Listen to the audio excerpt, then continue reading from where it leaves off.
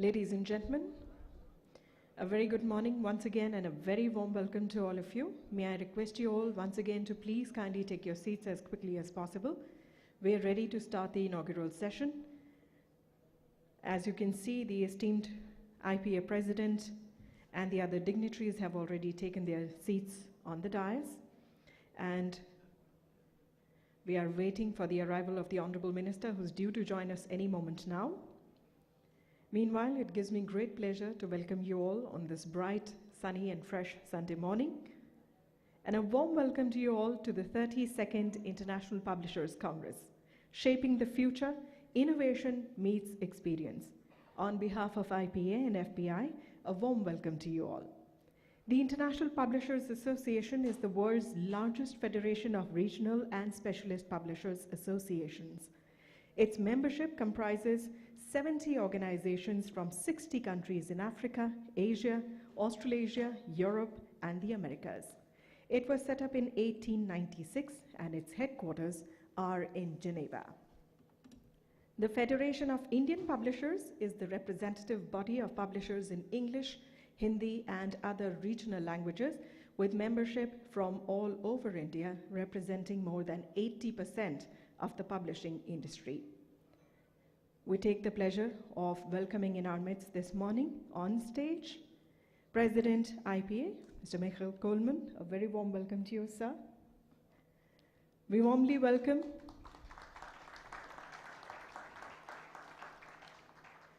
Mr. N.K. Mehra, FIP President. A warm welcome to you, sir. Seated with us on the dais is Mr. Hugo Setzer, Vice President, IPA. A warm welcome to you. And we have the pleasure of having with us on stage Chairman and Managing Director, PHI Learning Private Limited, and the Chairman of the Organizing Committee, the International Publishers Congress, Mr. Ashok K. Ghosh. A very warm welcome to you. As you can see, we have the ceremonial lamp right here, and as is the Indian tradition, we light the lamp to bless the occasion and request the God Almighty to bless us all. The lighting of the traditional Indian lamp also symbolizes new and auspicious beginnings. May I request the dignitaries on the dais to please light the ceremonial lamp and inaugurate the Congress.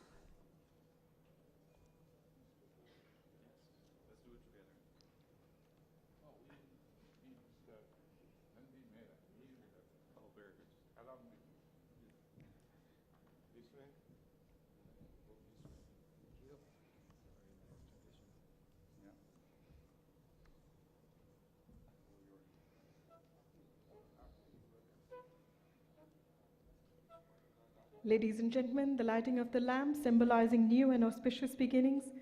Let's close our eyes and bow down our heads in obeisance to Lord Almighty and pray for success.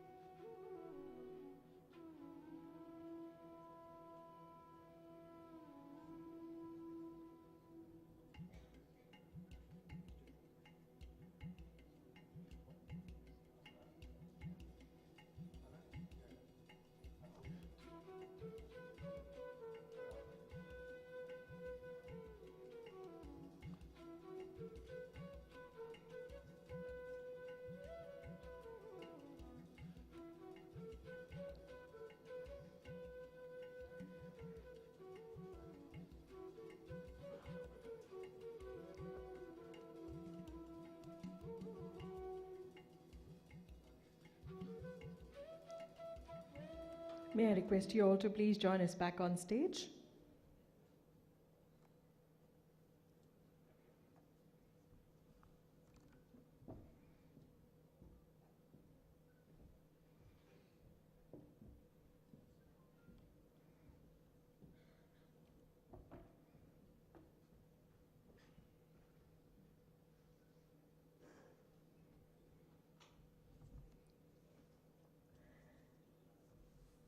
Ladies and gentlemen, after the beautiful tradition of lighting the ceremonial lamp, we are now ready to receive the Honorable Minister here in our midst. Let's put our hands together and give a warm welcome to the Honorable Minister of Science and Technology, Dr. Harsh Vardhan. A very warm welcome to you, sir.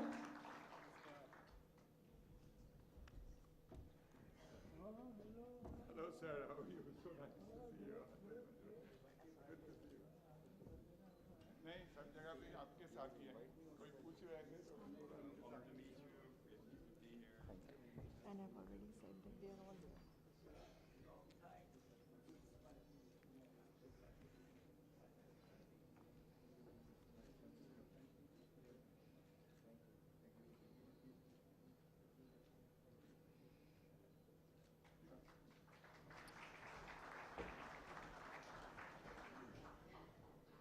And ladies and gentlemen, accompanying the Honorable Minister, we have now with us on stage Mr. Naveen Gupta, Honorary General Secretary, Federation of Indian Publishers.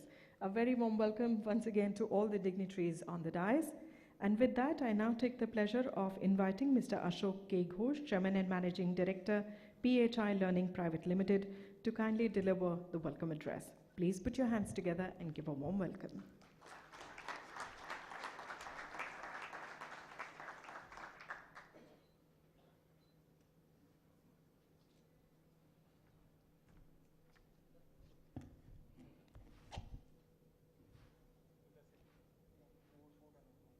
Huh?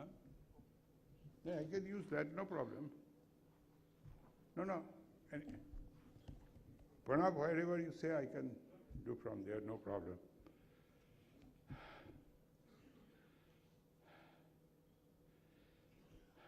Good morning, everybody. Good morning, sir.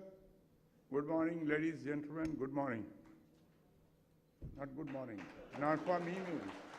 Not for me, maybe. Yeah. I always talk in a very, light tone. So some people, they understand my humor, some do not understand. But I know that there is a fellow colleague of mine from Delhi University. He appeared in front of J.R.D. Tata many, many years ago, maybe 50 years almost. And he was in a pink trouser and a red shirt. He appeared. And he went in and he said, "Very good morning to you, sir." So Tata said, "It may be very good morning to you, but not to me.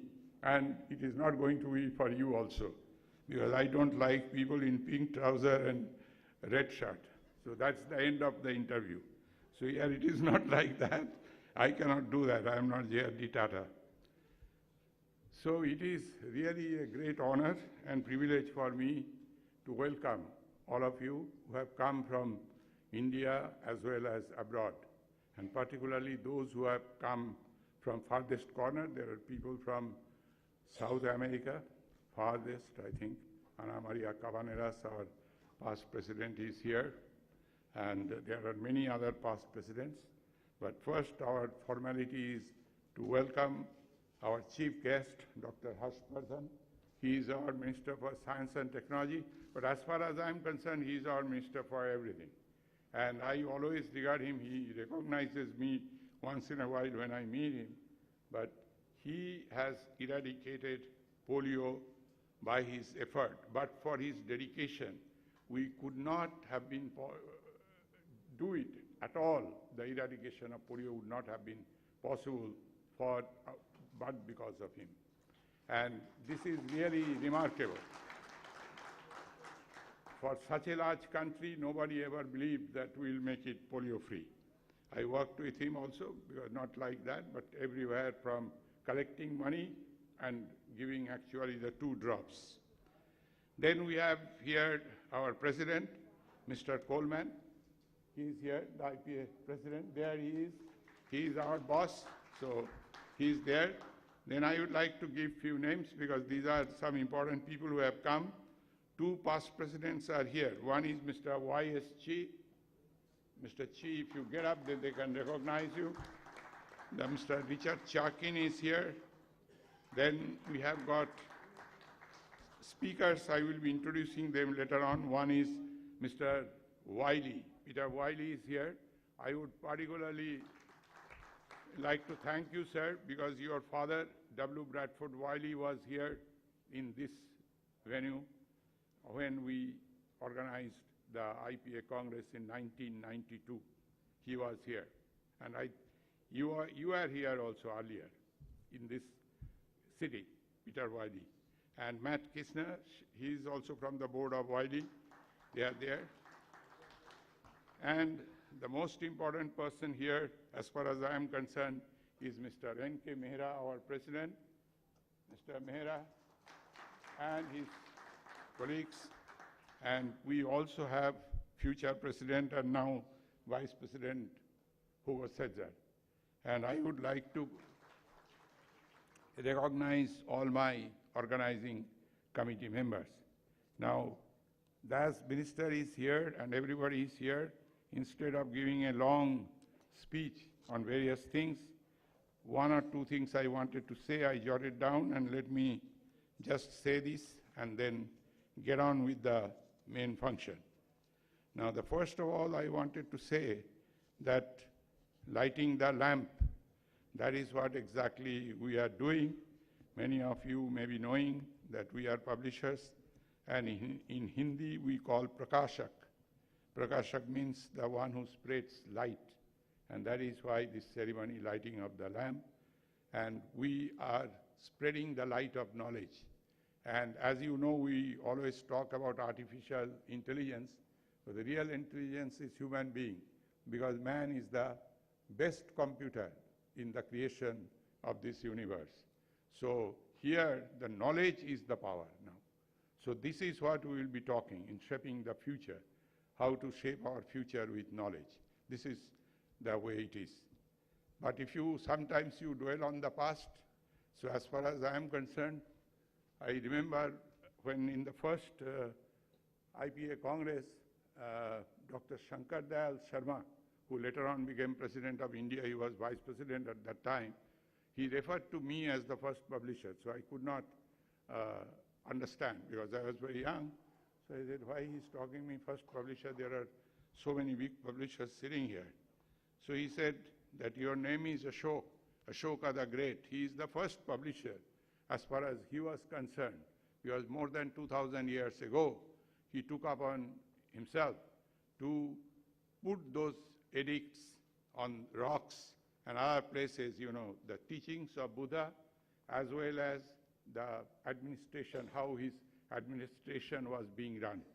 I am told more than his print run was more than 50 copies, that is print run, because he made number of these edicts, rocks and all that, and all over India and also abroad.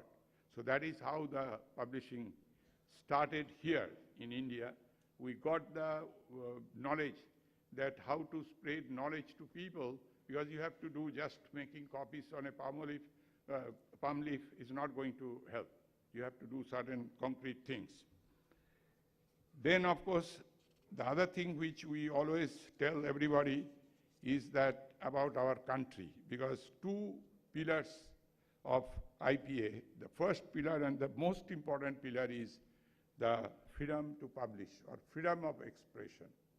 India has, irrespective of who says what, India is a very, very tolerant country, and we have accepted all kinds of knowledge, you know, even if it does not like.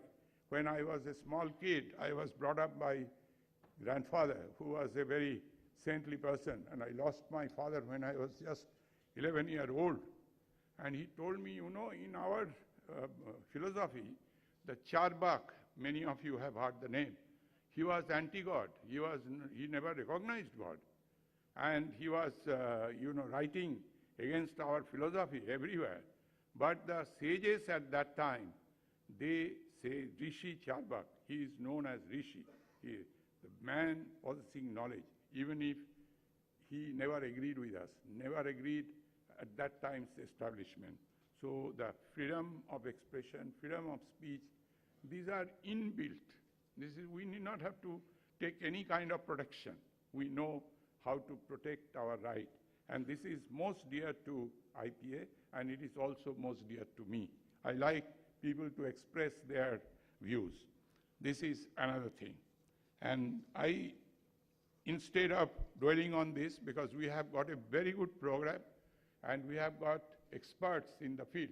So anybody talking and participating in any session will be benefited. You know, we are not going to come and do blah, blah, blah and go home. It is not like that, because you will really learn. You know, it will enhance your knowledge. It will be beneficial to you if you continue in publishing. And the other thing I thought that I should tell you, that the subjects and whatever we have done, we have chosen them very carefully. I'm not going to, you have got the program here, contents are there, you can choose your sessions. But please remember, this time we are not having any parallel sessions, because many people came and told me that you, when we were making out the program, you said, why you are having parallel sessions? Because we would like to attend this one also and that one also. So we have done away with parallel sessions. So everybody will be having enough crowd. And finally, it is always I like to do this, and today also I would like to do, I will conclude this by reciting a poem of Tagore. It is in English, so not in Bengali. If you want to see the Bengali version, during lunchtime you can ask me. But now I cannot have the English version, but let me see. It is here, and this is a very good one. This is our country, and this is what Rabindranath Tagore, he thought, and we also think the country remains the same. Where the mind is without fear and the head is held high, where knowledge is free, where the world has not been broken up into fragments by narrow domestic walls, where words come out from the depth of truth, where tireless striving stretches its arms towards perfection, where the clear stream of reason has not lost its way into the dreary desert sand of dead habit, where the mind is led forward by thee into ever-widening thought and action, into that heaven of freedom. My Father, let my country awake. Thank you very much. This is what I wanted to say at the time of the inauguration. Wish you all the best, and let us hope we have got a very good Congress. May I now invite the President Coleman? Should I introduce you now? I think you should give me a time. Let me just introduce you. But I need not have to say. Mr. Coleman, we know he's our president. He's in publishing for a long time.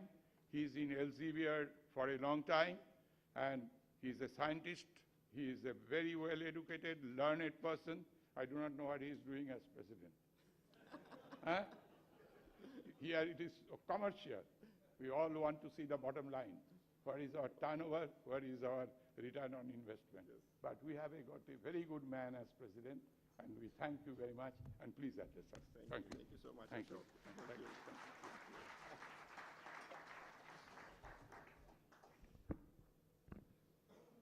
Well, difficult to match such a beautiful poetic introduction by Ashok. Thank you so much. Good morning, everyone, and thank you, Ashok, again for welcoming all of us here to India, to New Delhi, and to this wonderful venue at this year's IPA Congress. Ladies and gentlemen, esteemed guests and fellow publishers, before we talk about shaping the future, I would like to thank those who have shaped the program for this year's Congress. We have a fantastic lineup for the 3 days ahead, and that's down to tireless work from the organizing committees, the chairs, the speakers who have agreed to join us here in Delhi. Special thanks goes to Mr. Ghosh, of course, and Mr. Mehra, and all the colleagues at the Federation of Indian Publishers who are making this happen and for giving us a great mix of local and international speakers. It should be noted that Ashok Ghosh is now the longest serving member on the IPA Executive Committee. So an honor to be here with you, Mr. Ghosh. I would also like to thank my Vice President, Yuko Zetzer, who is based in Mexico and who has been working on the program, bridging an 11.5-hour time difference, so that here in Delhi he can bring a fabulous lineup of chairs and speakers together. Thank you, Hugo. This event would not be possible without sponsors, and luckily there are many, so a big thank you to all the sponsors. I particularly would like to thank the Sharjah Book Authority and the Chant Group for their very generous support. Finally, it's a privilege to speak here today with our chief guest, the Honorable Minister Harsh Vardhan. Thank you so much. Colleagues, over the next 3 days, we are going to cover the whole of the publishing industry. The title of this year's Congress is Shaping the Future, Innovation Meets Experience. And as an industry, we are permanently looking to the future.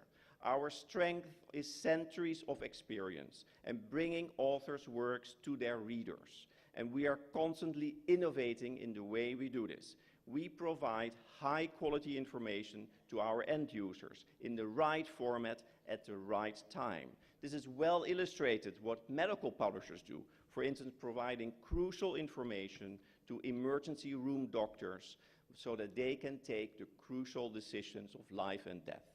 And that is now supported by artificial intelligence. Can it get more futuristic than that?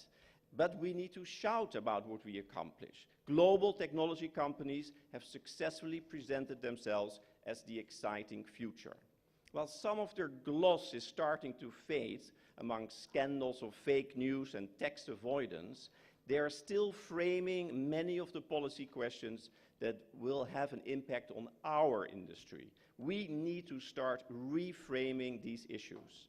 We're in a country here that loves cricket, and it seems appropriate to use a cricketing metaphor. So we need to start hitting some sixes. Differently put, we need to get on the front foot. This Congress is part of how we do it and how we shape our future. And what a great opening day we have, with soon the Global Leaders Forum bringing together some industry heavyweights to share their big ideas, including not one but two former IPA presidents. We already welcomed YSG and Richard Charkin. They will be followed by a session of the two pillars of the IPA work, copyright and freedom to publish, and we're honored to have three very special guests joining on those two topics today. Firstly, we will welcome Francis Gurry, the Director General of WIPO, the World Intellectual Property Organization, discussing the shape of international copyright with Maria Palante, the current CEO of the American Association of Publishers and the former Registrar of US Copyright. Our third special guest is Jennifer Clement, I think she's sitting over there, President of PEN International, who will deliver a keynote on the writers who challenge the status quo, and especially those who are victims of repression and imprisonment. Her keynote is very fitting, as we will hold the award ceremony of the 2018 Prix Voltaire. This is our Freedom to Publish Award, here at this Congress. This year's recipient, Gui Minhai, a Swedish publisher from Hong Kong, also serves as a board member of the independent Chinese PEN. He's a prime example of the risk some publishers take because of the books they published. We will honor him tomorrow evening. While strong copyright policies and freedom to publish are vital to our future, we also need to create the readers of the future. This is even more relevant here in India, a nation with such a young population and a nation that puts such a strong emphasis on education. Tomorrow afternoon, we will have a session on how we can invest in children's publishing so that the love of reading continues for generations to come. And we will also explore how to invest in educational publishing locally and globally.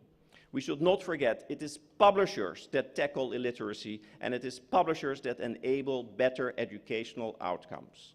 Finally, we must seize the opportunity to learn from the local industry right here in India. Day 3 will start with a session on book markets in India, such a dynamic market with so much happening, and now the 6th biggest in the world. I'm sure there are lessons to learn for all of us here.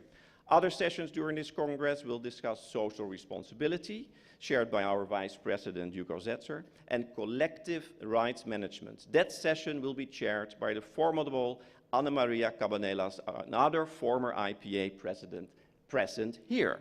Ladies and gentlemen, I encourage you to join the discussions, use the coffee breaks, lunches and dinners. Over the next 3 days, the IPA Congress will be the beating heart of the global publishing industry. Please take part, contribute, learn as much as possible. Together, let us start hitting those sixes, if you allow me to use the cricket metaphor again, and shape the positive future for our industry for years to come. Thank you.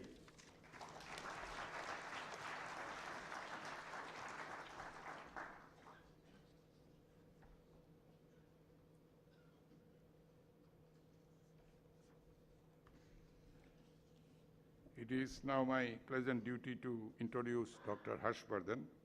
And I'm not going to say, usual jargon is he does not need any introduction. He does need introduction because there are a lot of people from abroad. And I think that a person we should be knowing every time and remind ourselves that what kind of work he has done so far. And we all know, those who are in Delhi, you may not have to, he will have to only tell us which constituency he is standing, and he gets his seat. That much I know. Dr. Harshvardhan, today called Dr. Sahib by supporters and opponents alike, is well known for his disarming simplicity in personal life and transparency at work, and also for his services to the country. But he is known to me very closely. His contribution to the Rotary's polio eradication program is very close to my heart. And I personally admire his commendable efforts in eradicating this deadly disease from India, so that on 28 March 2014, the WHO declared India a polio-free country. Dr. Harshvardhan has been awarded numerous international and national awards for his remarkable contribution in this field. He has been the recipient of International Award by the Director General of World Health Organization, Polio Eradication Champion Award by Rotary Foundation, International Service Award by Lions Club, Paul Harris Fellowship of Rotary International, Indian Medical Association Special Appreciation Award, twice he got it. Dr. Vardhan has served the Southeast Asia Office of World Health Organization as an advisor. Also, he is the first Indian to have been nominated to the prestigious WHO body, the Strategic Advisory Group of Experts. At a Rotary function held in 2001 to felicitate Dr. Harshvardhan, Sri Atal Bihari Vajpayee described him as Dr. Swasthvardhan. I think that is a very good, proper honor, Swasthvardhan. On July 1, 2002, Dr. Vardhan was named Doctor of the Last Decade, Swasthya Ratna, by the New Delhi branch of the Indian Medical Association for being the noblest medical campaigner of the last decade. I would again like to compliment Dr. Harshvardhan for his remarkable achievement. He started the campaign in Delhi, and soon it emerged as a nationwide mission. Indeed, the Pulse Polio Drive became the largest mass campaign with exemplary public-private partnership for the cause of making India a healthy society. I am happy that he has penned his experiences in the form of this book, A Tale of Two Drops, which will prove as a guiding tool for young Rotarians who are not fortunate enough to be associated with the campaign. Let me invite Dr. Harshvardhan to address us.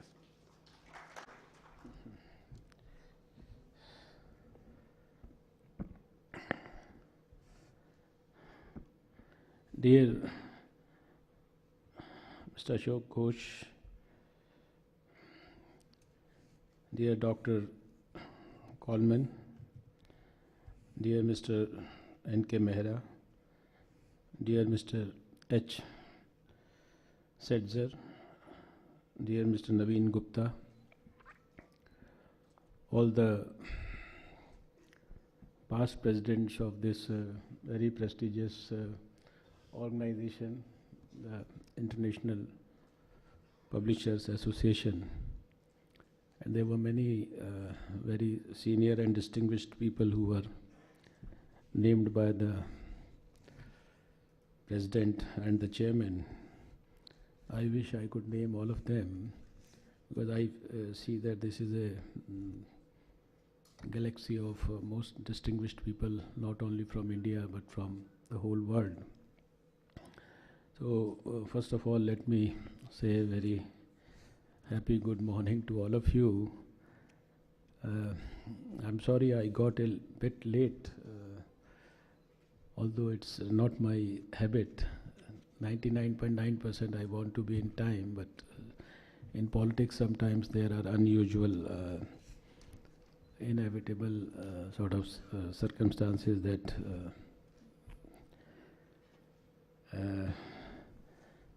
don't allow you to be at a place in time. So just excuse me for that. But I'm so happy that this event, which is an international event, is happening in India after almost 26 years. And there are so many great people from all parts of the world. Let me extend a very, very hearty welcome to all of you in our capital. And I can tell you that when you must have come last time, 26 years back, a lot of things have changed in India in the last 26 years, from 92 to 2018. I think 92 was the time when there was a process of economic reforms that started in India. And today when we talk in 2018, we have become the fastest growing economy of the whole world. And we feel so happy and satisfied about it. We have probably one of the most dynamic leaders of the world as our Prime Minister today. So this international conference can also expect a lot from this country, as I was just going through what means. Otherwise also I know that we have a galaxy of great publishers, and this publishing industry is so well reputed and so well developed within India. And was just going through the progress that has been made by the Indian industry. I could appreciate that it's almost 16,000 publishing houses, 92,000 publications, new titles every year, almost third, fourth ranking in English publication, sixth in overall publications. So I was just trying to compare. In fact, virtually in the last couple of years, it's almost in every field. It's not that the parameters here have improved to an extent that we are amongst the first 10 in the whole world. I was just, while sitting here, I was just trying to compare it with where do we stand in science and technology, or in environment, where the departments I actually look at. So it's almost, we are in terms of scientific publications also, we have now become almost sixth in the whole world. And if I talk to you maybe in your next meeting 1 year later, it would be something around fourth. And our growth rate in science publications, as compared to 4% of the whole world, it's almost 14%. Our CSIR is the most prestigious science research and development institution for technology development. Amongst a list of 1,200 all over the world, which are funded by the government, we rank 9th. In issues like weather forecasting, we are, after America, England and Japan, we are 4th. In tsunami early warning, we are the best in the whole world. So it's not only your publishing, but almost every improvement of forest cover, the rate at which improves. India is 8th in the whole world. Tomorrow itself we are going to release a new India Forest Survey report. And we are all aware that the World Bank recently, the World Bank president, she came here and she in fact appreciated the efforts of India. In ease of doing business also, we have just jumped 30 ranks only in 1 year. So almost 42 ranks in last 3 years. And our Prime Minister wants us to be within the first 50. From 142 we have come down to 100. So this is, I mentioned all these things that because I just wanted to emphasize that India is moving at a very, very fast pace. So when you discuss and deliberate the strategies for the publishing media, publishing industry, you can be assured of, even the international people can be assured of the best possible support that you can receive from your Indian counterparts, not only amongst your professional brothers, those who publish in India, but of course from the word of the government also, and not the HRD ministry, any ministry that you think of. I think you'll be very happy to support any cause, and your program itself is, and the direction in which you are talking is, of course, this is innovation meets the experience, and this is the time when, of course, everybody, and more particularly our Prime Minister always says it on almost every occasion that, you see, right now more than any other coefficient, the innovation coefficient is the most important thing. And for any profession, any job, any activity, we strongly feel that more than any other parameter in economy, the ideas economy is most important. So it is so good that for 3 days you are going to deliberate, and any good idea that comes, and if it is translated into a new innovative action plan, it is because what you are doing is not for yourself. That maybe it's when I think of a profession like this, I in a way compare it with my own profession. There's a medical profession. So when you become a doctor, you get this additional advantage of taking care of yourself, your family, but also as a bonus you are serving the society. So here also your profession is also like this, that you are taking care of your own, you can say business or whatever, but in a way you are helping the society in a big way, because if there was knowledge, if there were writers, if there was everything else, but if there were no publishers, how would that knowledge get translated into service or translated into the minds of the, go into the minds of the people, hundreds and thousands of people. So you are the most important tool to basically be helping the society in becoming a hub of knowledge. But I was just, while I was just sitting here, I was thinking of the two aspects, because my Prime Minister, he says that he wants to deliver everything into the mobile telephone of an individual. And that's why he's putting optical fiber cable all over the country. It's almost a majority of the country has already been covered. By the end of this year, we'll have an optical fiber cable reaching the last panchayat in this country. So everybody in this country will have access to everything in his phone, internet and all that. But that's about transferring knowledge also through this e-mechanism, what you call, whether it's the books or the papers, and the way the things are changing.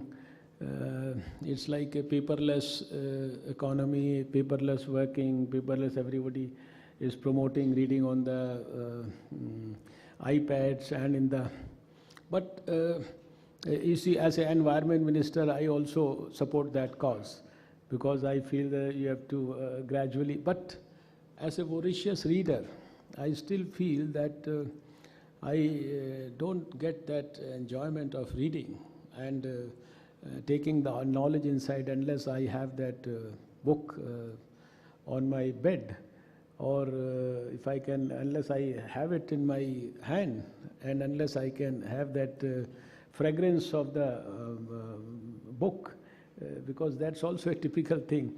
So I don't know how do we really resolve this issue, because it is essential that every bit of information, every bit of knowledge must be recorded. Every bit of information should be transferred to the people in the best possible manner, and it should be made easily available. It should be accessible. It should be affordable also, and it should be available in all the possible languages of this world, so that anybody, if he has knowledge about one language, he has access to information through that knowledge. That is, I think, one challenge that we all have to face. And then I was just thinking that there are many people who have lot of bright ideas, they have lot of passion about many things, they know many things, and their experience is worth, in fact, sharing with the rest of the world, whatever they have learned or whatever their vision is. But probably they are not, you see, in the habit of writing what they think, what they have done, what they have been able to do. So this industry should also develop. There are some mechanisms. Some people try to motivate such people here and there. But I think if you could develop an institutionalized mechanism whereby such processes and such thoughts and such knowledge and information, which has not been put on paper in the form of a book, that process is also somehow expedited, and some new strategies are developed for that. You see, I remember my own experience when I was talking so much about polio eradication, when I did it in '94, first time successfully in Delhi, and then it became a national program. Then some gentleman came to my house. He said, you must write this experience in the form of a book. And it took me almost 5, 6, 7 years to ultimately think, how do we do it? Then I went and met some people who had written books. Somebody said, you take a dictaphone, while you are traveling in the car, you just dictate on the dictaphone. I tried with that. Then ultimately, it took, then for those many years, I kept writing small anecdotes, small incidents, small things in my diary, so that whenever I get a chance to do it, I will put those things. And ultimately, when I did it, I had to take one full day, 1 week, every week for almost 2 years out of my hectic schedule, and then have a person who had a typewriter and a typewriting speed faster than the speed of my thoughts, and how I would convey.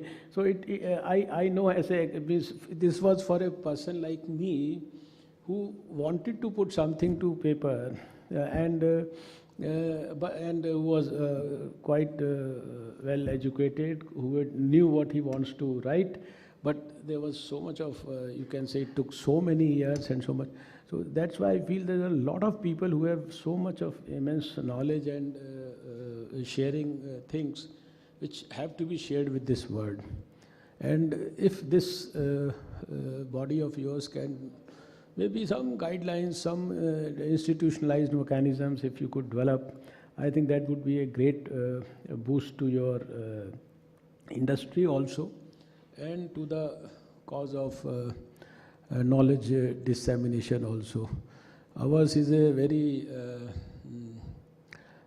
we don't say that because we belong to India, but we have inherited everything glorious from our ancient past, and in virtually every field, whether even in, I think, publishing also, we must be on the top of this world. In the past, long back, I read a book which was, I don't know which publication it was, some Lajpat Rai publication, is written in 1906, and the book's name was Hindu Superiority.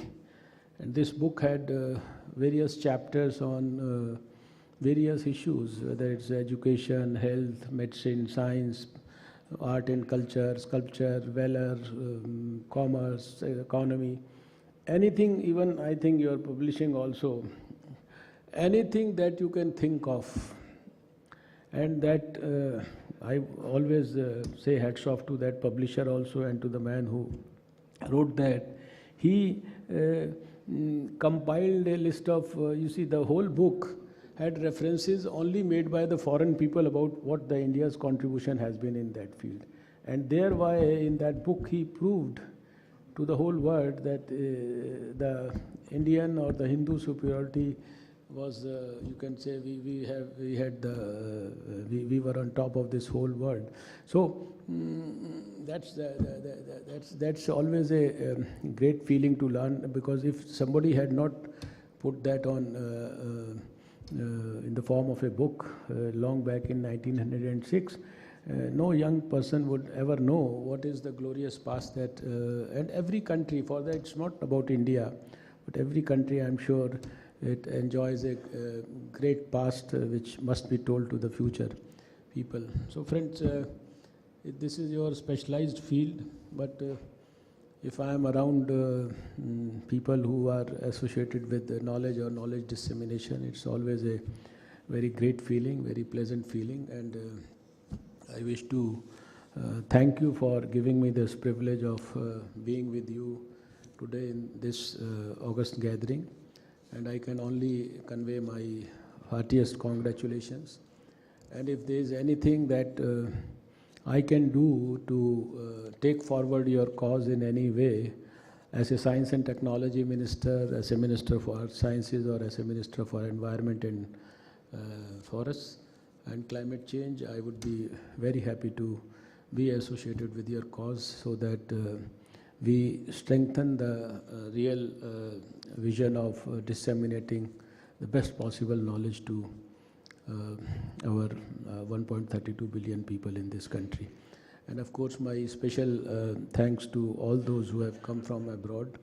I know you have traveled long distances to be part of this function. Your presence gives a lot of grace to this function, and I'm sure our Indian friends will be greatly benefited by your presence and experience. Thank you so much. Namaskar. Jai Hind. For your inspiring and thought-provoking address. Ladies and gentlemen, we are honored with the gracious presence of the Honorable Minister of Science and Technology, Ministry of Environment, Forest and Climate Change, and Ministry of Earth Sciences, Dr. Harshvardhan, here today. However, we are also pleased to tell you that we have also received a video message from the Honorable Minister for Human Resource Development, Mr. Prakash Javadekar. Let's listen to this video message and let's seek the blessings of the Honorable Minister for HRD.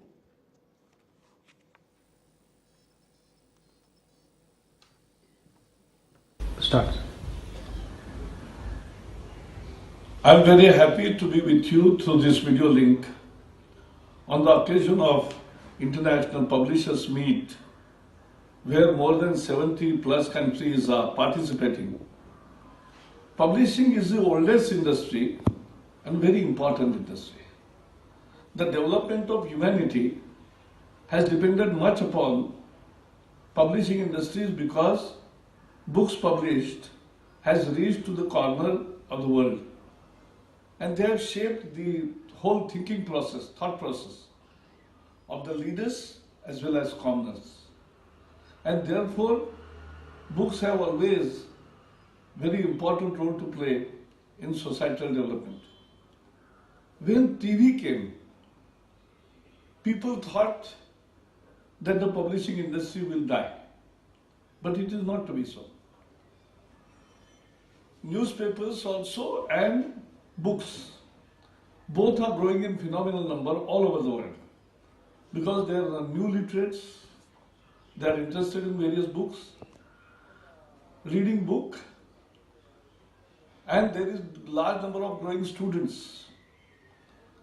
And so every day we are seeing exponential growth in publishing industry.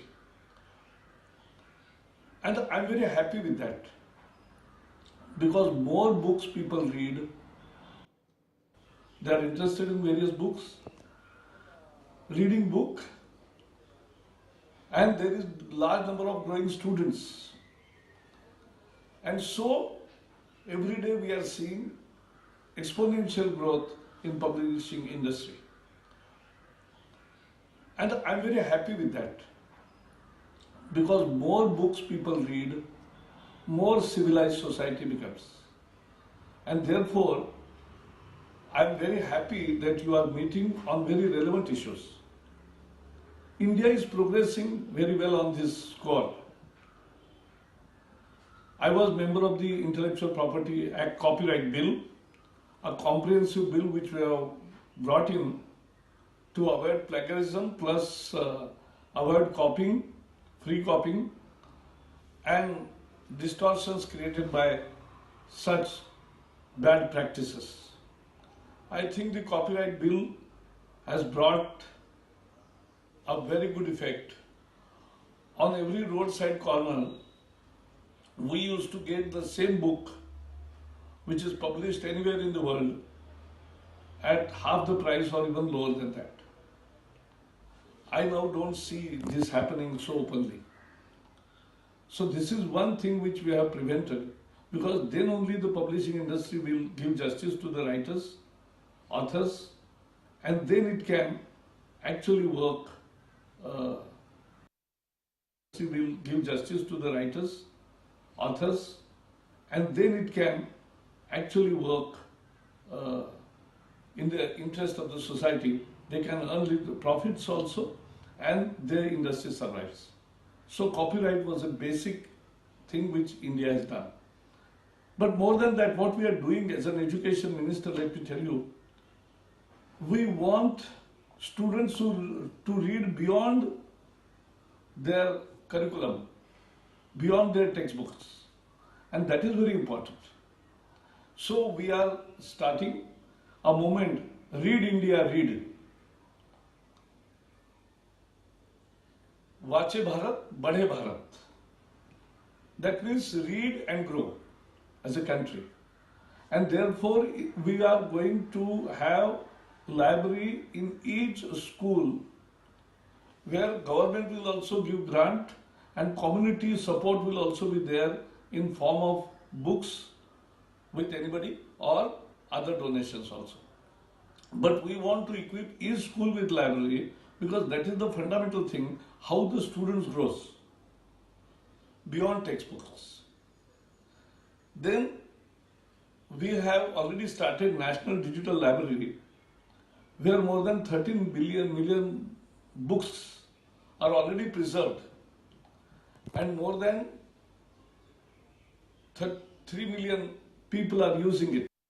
3 million people are using it. It will go exponentially in days to come. So this is a story of a growing country, an emerging economy, and world over these fascinating changes are coming to light. All kinds of books, right from novels to biographic to biopics to knowledge books to history, geography, all kinds of books, travelogue, and all kinds of books are read by people, and that's the beauty. Everybody must have a choice to read of his interest. And that's how we need to also bring out one more thing by publishers is more translations happening of good books in different languages of the world. Because that actually ensures the real growth of the good literature going around.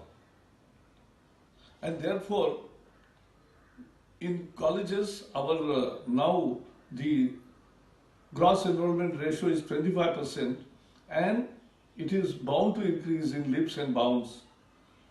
So there will be more people coming in for reading books, and that is what you all are engaged into. Now there are new devices like audio books and many other things. All formats are good, and all formats must be welcomed. Because with new technological devices, reading becomes enjoyment also. Reading becomes easy. In any way we want to read, we can read. And that is the real challenge for all publishing industry. I wish that publishing conference which you are having will come out with good suggestions which you can send to us also for taking it forward. And this will definitely shape up the future, shape up the things to come, is what you are talking about, and I wish all the best for the conference.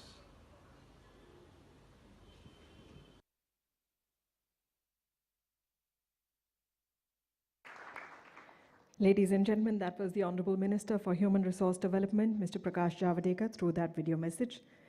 We would also like to tell you that Dr. Harshvardhan has enjoyed a long and strong relationship with books, as he mentioned. And we're also delighted to tell you that our Honorable Prime Minister, Mr. Narendra Modi, has recently authored a book for children. He himself is an avid fan of books, and now he has authored one for children as well.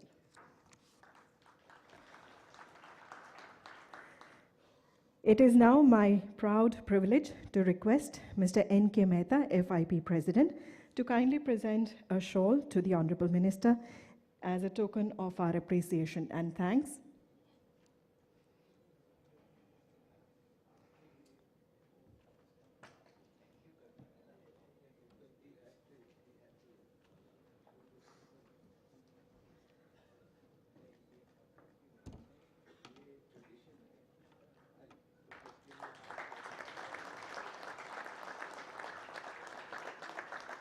And I now request Mr. Ashok Kekosh, Chairman Organizing Committee, to kindly present a statue of Goddess Saraswati, the goddess of knowledge and wisdom, to the Honorable Minister as a token of our appreciation and thanks.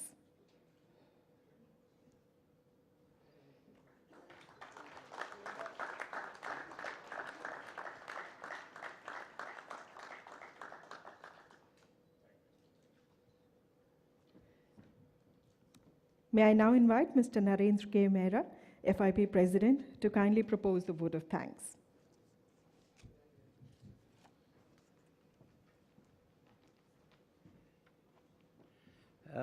Good morning to everyone.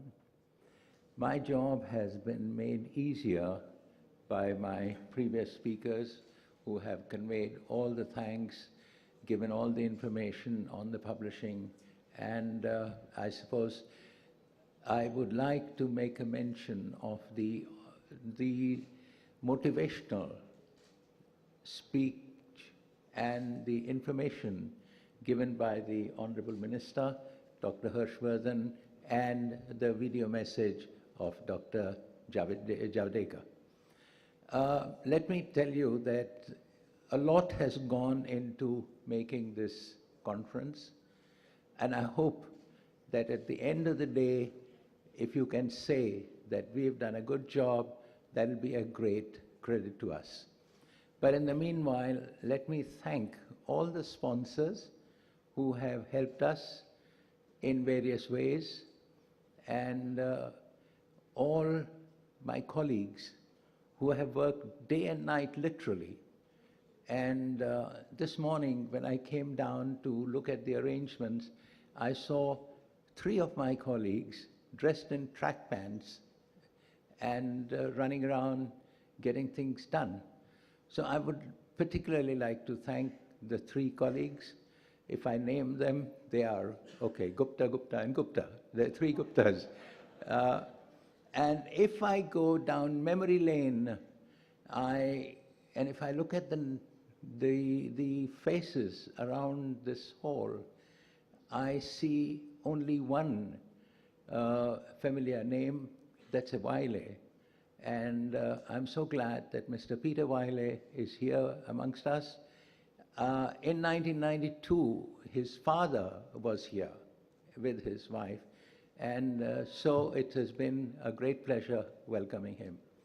And let me thank every one of us, Dr. Coleman particularly, and Mr. Setzer, for the guidance that they gave us to put the program together. And let me also say thank you and welcome to all of you. Thank you.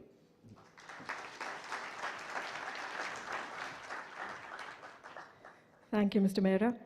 With that, ladies and gentlemen, we have come to the end of the opening ceremony of this International Publishers Association. But we move on to the next session. Before that, we would bid farewell to the honorable dignitaries on the dais.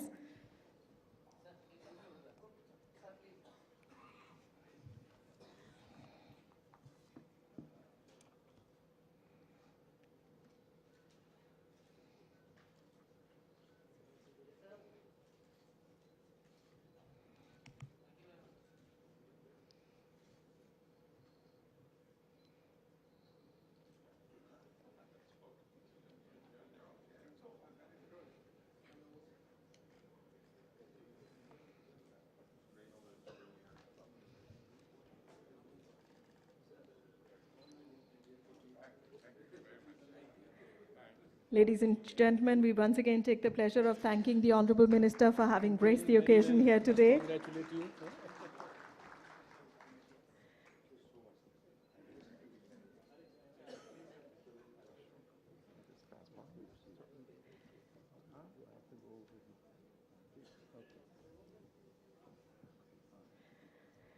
So, ladies and gentlemen, we move on quickly to our next session, which is the Global Leaders Forum. This session is being chaired by Mr. Ashok K. Ghosh, Chairman and Managing Director, PHI Learning Private Limited. And we are delighted to share with you all that this session is being graced by Mr. Amitabh Kant, CEO, Niti Aayog, National Institution for Transforming India. He is already here in our midst.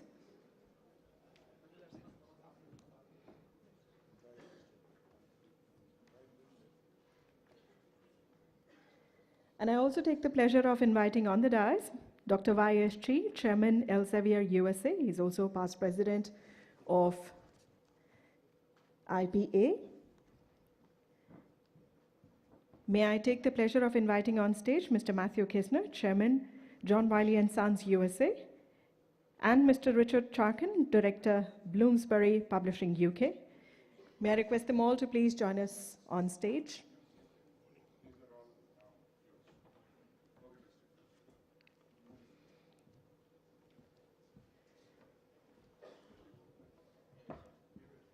There they are, ladies and gentlemen. Let's put our hands together and give a warm welcome to the esteemed speakers for the Global Leaders Forum. And we have the pleasure of welcoming in our midst Mr. Amitabh Kant, who's now joining us on stage.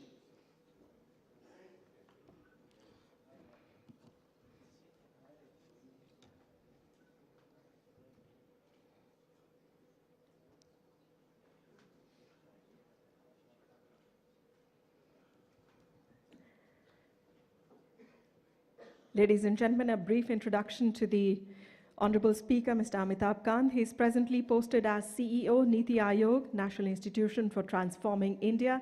He was till recently Secretary, Department of Industrial Policy and Promotion. He is an illustrious member of the Indian Administrative Service, IAS, from the Kerala cadre, the 1980 batch, and he is the author of Branding India, an incredible story, and has been a key driver of Make in India, Startup India, Incredible India, and God's Own Country campaign, which positioned and branded India and Kerala, the state, as leading tourism destinations. These campaigns have won several international awards and embraced a host of activities: infrastructure development, product enhancement, private-public partnership, and positioning and branding. Mr. Kant has worked as Chairman and CEO, Delhi Mumbai Industrial Corporation, Chairman and Managing Director, ITDC, Joint Secretary, Ministry of Tourism, Government of India, Secretary Tourism, Government of Kerala, Managing Director, Kerala State Industrial Development Corporation, District Collector, Kozhikode, and Managing Director, MATS YEFED. Mr. Kant did his schooling from Modern School, Delhi, and graduation in Economic Honours from St. Stephen's, Delhi University, and pursued his master's from Jawaharlal Nehru University. He's a Chevening scholar. Ladies and gentlemen, it gives me great pleasure in welcoming Mr. Amitabh Kant to the Global Leaders Forum. And now may I request him to do us the special honor of honoring a publishing house which is not only one of the most prestigious but one of the oldest publishing houses in India. None other than MBD. Ladies and gentlemen, please put your hands together for the MBD group. And today we take the honor of honoring a name who has brought laurels not only to the profession but to the country as well, Mr. Ashok Malhotra. In 1956, Mr. Ashok Kumar Malhotra started his journey at the very tender age of 13 from a single bookstore in Jalandhar, Punjab, and went on to become the youngest Indian publisher. He changed the way content was consumed and brought forth world-class self-study content for the first time in India. Under his leadership, MBD Group grew to be the leading publisher by publishing books for all classes, all subjects, major boards in multiple languages, nationally and internationally. Today, MBD Group has 10 state-of-the-art printing presses, 3 notebook manufacturing units, and a world-class premier paper manufacturing unit. MBD's 100,000 minutes of digital content is used over by 7 million users worldwide. Under MBD Disha, the flagship teacher capacity building program, MBD has trained close to 50,000 teachers annually. With more than 20 skill centers located across India, MBD Skills aim to skill 100,000 youth of India by year 2020. From a publication house, MBD Group transformed into the largest education company in India. With the recent foray into AR, VR and robotics, MBD Group is all set to transform to the next level, to become an edutainment company. MBD Group diversified into hospitality and premium luxury mixed-use developments. The group hosts around 600,000 guests annually and has more than 1800,000 footfalls in the shopping malls annually. The recent joint venture with Germany's Steigenberger Hotel Group, MBD Steigenberger, is another feather in MBD's cap. Mr. Malhotra was a people's man. His charisma kept the team together as a family. Today also, the group thrives under his values and ethics. He was a true leader who believed in creating more leaders and not followers. MBD Group has been and shall always be guided by this eternal light, Mr. Ashok Kumar Malhotra. Ladies and gentlemen, please join me in honoring the Doyen of Indian Publishing, Mr. Ashok K. Malhotra. May I request Mr. Amitabh Kant to kindly do us the honors of giving away this award. And Mr. Malhotra is being represented here today by his daughter. Let's all put our hands together and let's welcome her on stage.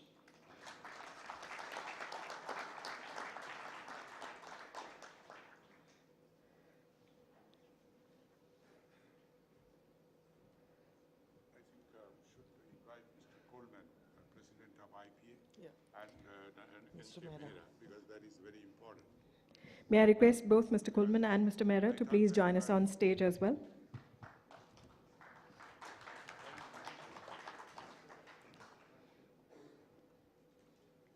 Who's conducting this part of the meeting? Who told you to do this? Somebody is conducting. Where is that man? I want to see that man. He removed the president from here. This is to him.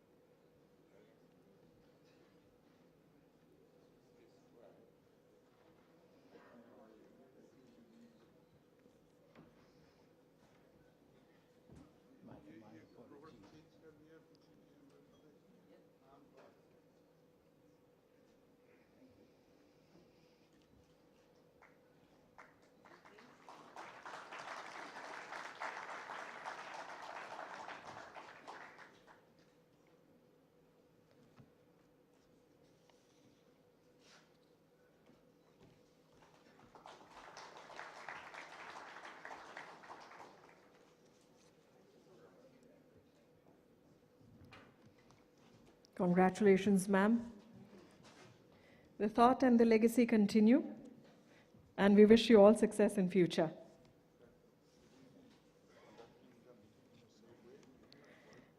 Ladies and gentlemen, with that, I now request Mr. Amitabh Kant to kindly address the august gathering. Please put your hands together and extend a warm welcome.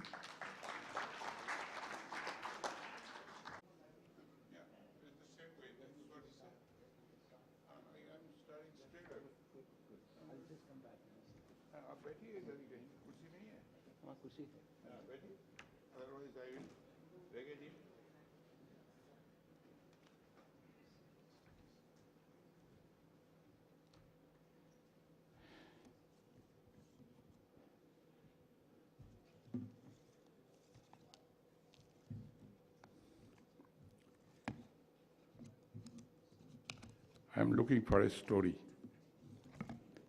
You see, our next, this is the session of Global Leaders Forum. And from India, just introduced Amitabh Kant. According to me, he is the best person from India to speak on this subject, because he is telling us how to take our country forward. But before I start, he has been introduced. The other three, I will introduce them. But before I introduce, let me tell you that what I have got to say about this session and what I want to learn. 2001, I think this was 1st January, and that time the Economic Times brought out their newspaper, the first day of the newspaper, and they made 8 predictions that where India is going to be by 2020. So I was the other day when I thought that shaping the future we are going to talk about today, and now in 2018, what is the progress report and where we stand. The 2 things which are related to publishing, and let me tell them. The first one, we know where we are. Predicted India will overtake China as the fastest growing economy in the world. India will become the largest English-speaking nation in the world, overtaking the US. So the global publishing industry will shift in a big way to India. Rupert Murdoch's heirs will sell his media empire to Indian buyers. The New York Times will become a subsidiary of an Indian publishing giant. So you know which one has taken place and which one has not taken place. The other thing that even for this conference, I at least almost every day, I heard something related to security. Security in India and what is going on, how people will come, this, that, and all that. So somebody will kill somebody. I do not know which is the place in the world, which is the safest place where I can go and spend my time. But this was the forecast which was given. Islamic fundamentalists will take over in Afghanistan and Pakistan. The US will withdraw from the region, leaving India to bear the brunt of consequences. Terrorism will rise in India, but the economy will still keep growing. How so? How that is possible? Well, 3,000 people die every year falling off Mumbai suburban trains. And that does not stop Mumbai's growth. Terrorism will bruise India, but not halt its growth. Because last year, 3,280 people died falling off train in Mumbai. But Mumbai is at the top, growing. So India will keep on growing. So as far as our future is concerned, that is assured. How many during that time will die falling off train, that I don't know. So this is the background. And with that, I'm going to introduce all the people besides Mr. Kant. And let me talk about Kant only one thing, which I wanted to tell him, that I found about Mr. Kant, and when I prepared his biodata, I found that he's from modern school. Okay, I am not from modern school, but my two grandchildren, they are from modern school, both of them. One is now graduated, she is in England, she is studying in King's College, and the other one is still in modern. And whenever I start talking to them, any dialogue I will have, after arguing with me forcefully for a long time, suddenly both of them separately or collectively will say, in Hindi they will say, आपको कुछ पता नहीं है. That is the end of the, आपको कुछ भी नहीं पता. I am from modern school, और आपको कुछ नहीं पता है. So then I thought that if Mr. Kant is going to address, then I do not know anything, because that is the certificate I got from my children. So I may not have many questions for him, but I would like to listen to him. And they really believe that हमको पता नहीं है, and I also believe. Because the children, when we talk about the future, that is the first thing we have to keep in mind, that they are far advanced. And I will give one example, because I am a publisher, I have to say. We have published a book, Material Science, and this is by Dr. Raghavan.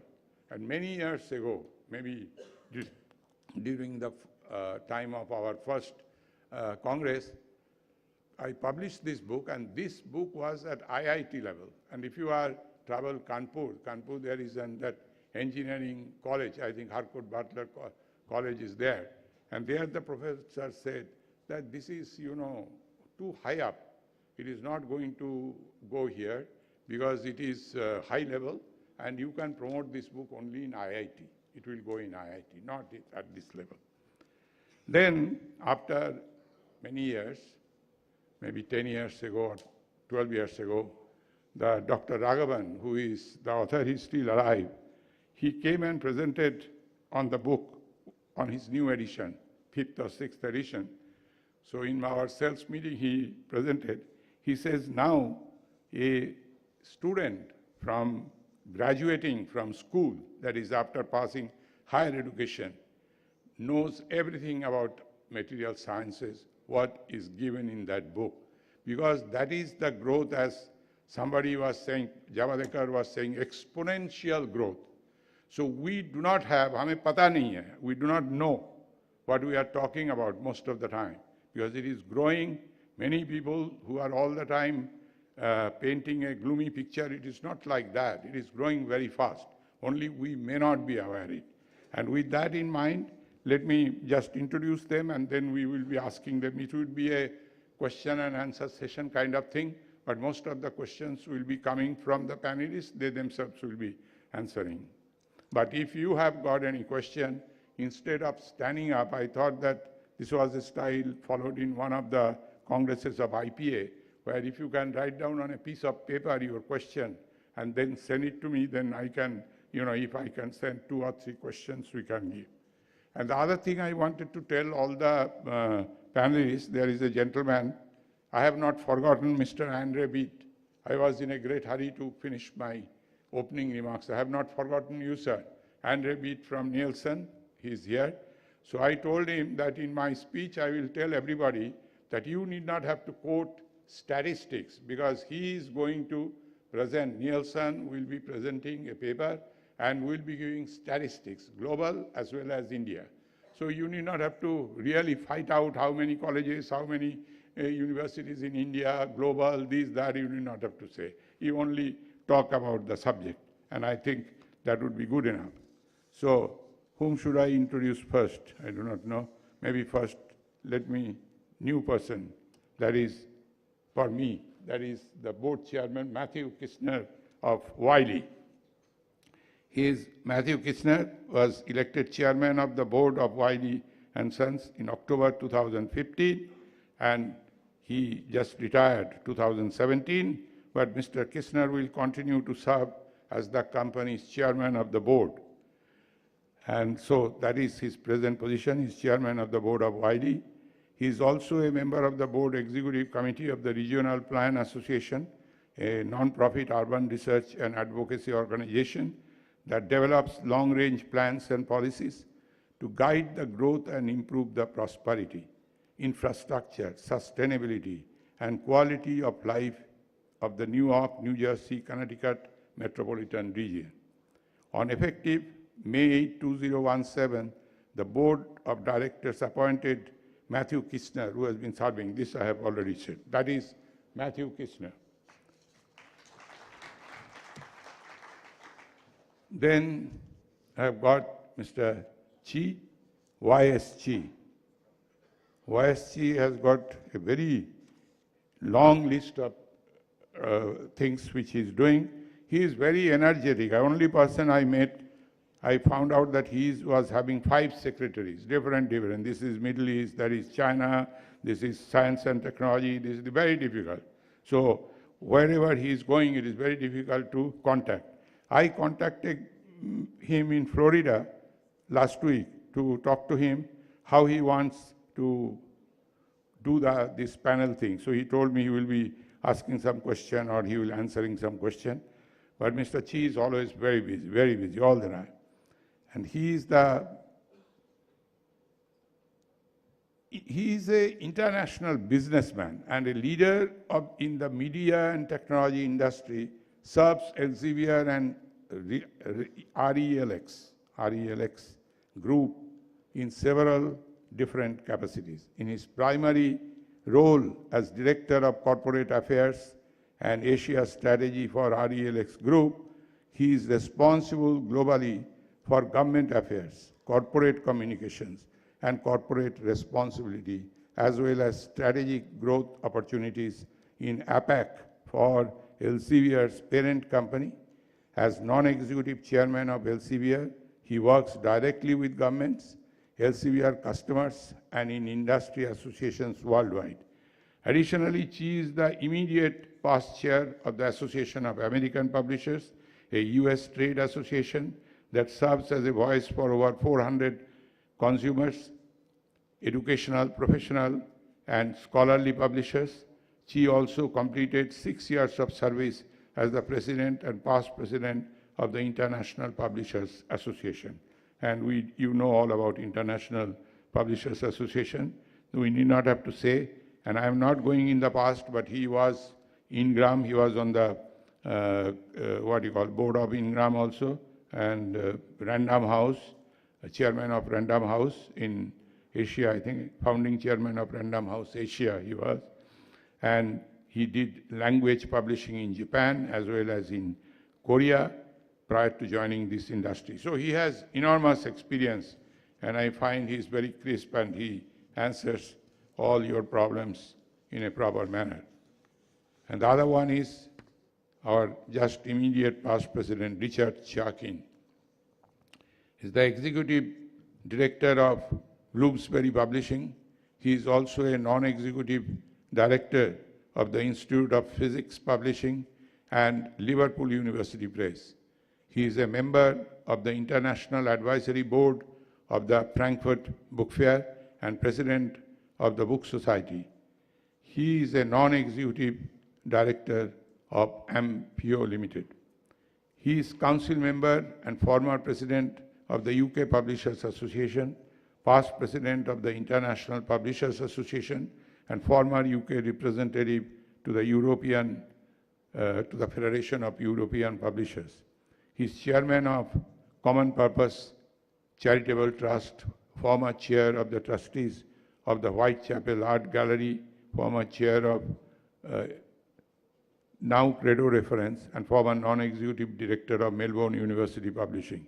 He has held senior positions in Macmillan, in Current Science Group, Reed Elsevier, Oxford University Press, and Pergamon Press. So we all know him. He has got a MA degree in Natural Resources from Trinity College, Cambridge.